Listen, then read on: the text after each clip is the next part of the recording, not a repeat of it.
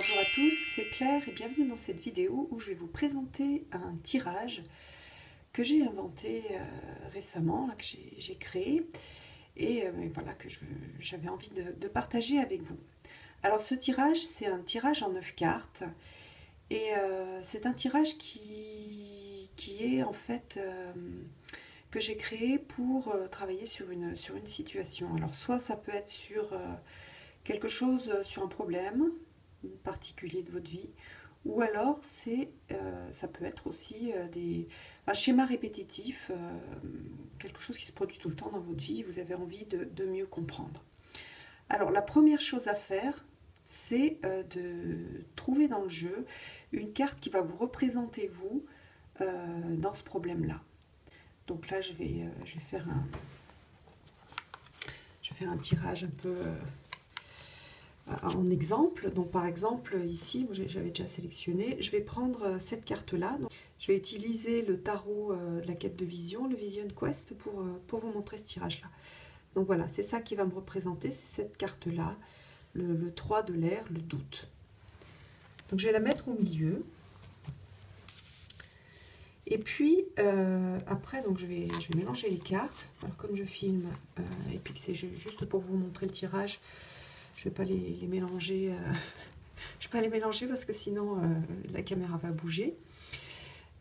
Et donc je vais mettre 4 cartes autour. Et ces 4 cartes, elles vont représenter le cœur du problème, en fait, le cœur du schéma répétitif. Je vais mettre ces 4 cartes autour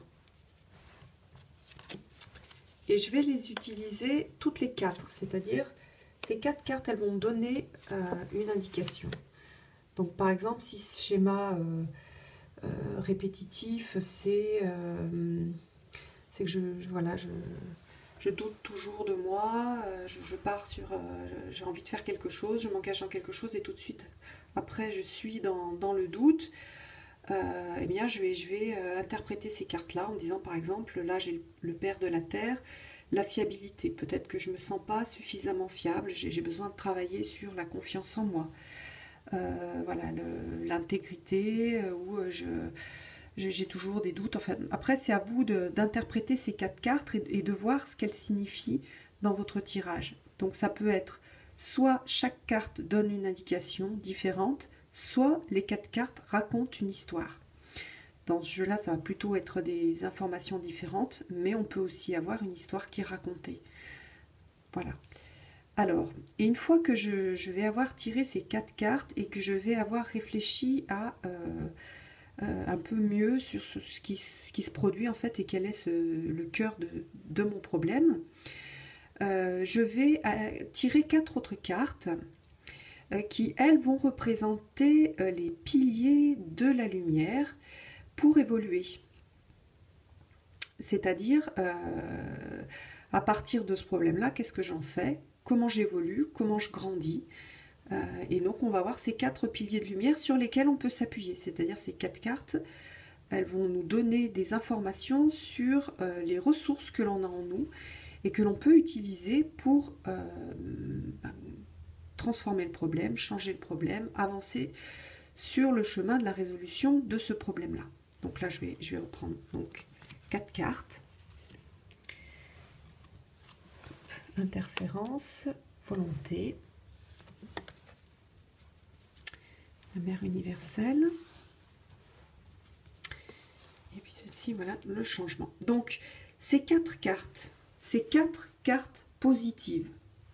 Donc, quel que soit le système que vous utilisez, quel que soit le jeu que vous utilisez, vous allez aller regarder le côté positif de la carte, le côté comment j'avance. Hein, c'est pas du tout là des cartes pour se fustiger, c'est des cartes de comment est-ce que je vais avancer. Ok, par exemple là on voit que c'est une carte plutôt négative d'interférence.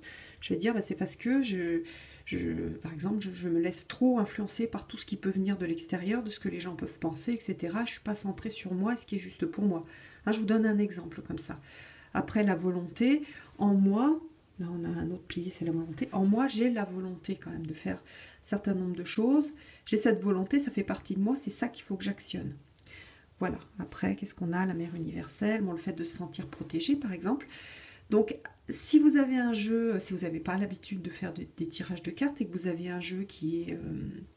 vous lisez les significations, sur ces 4 cartes, vous allez bien lire les significations positives, ou s'il n'y a par exemple que des négatives, c'est des choses à dépasser et que vous êtes capable de dépasser là, ici et maintenant pour avancer sur ce problème-là. Alors bien sûr, avec un tirage comme ça, vous n'allez pas, par exemple, régler un problème récurrent que vous traînez depuis 25 ans. Par contre, ce que vous allez faire, c'est avancer. Et c'est ça la vie, c'est avancer petit à petit, faire des petits pas, mais parfois les pas sont petits et parfois d'ailleurs les pas sont aussi des pas de géants. Je vous invite aussi à prendre le temps de faire donc ce tirage, à attendre quelques jours et à méditer sur les messages en fait que vous avez eus dans ce tirage-là. Donc par exemple, moi j'en ai fait un il n'y a pas très longtemps.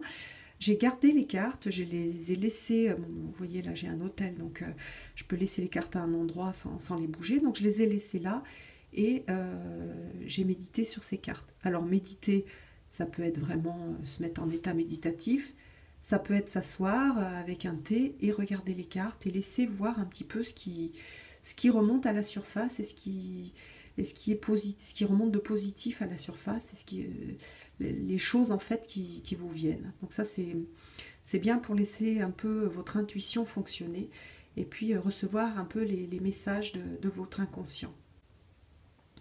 Eh bien voilà, je vous souhaite une belle journée et puis je vous invite à faire des commentaires sur cette vidéo pour me donner un peu vos retours par rapport à ce tirage. Je vous donne rendez-vous donc pour une prochaine vidéo. Bye bye!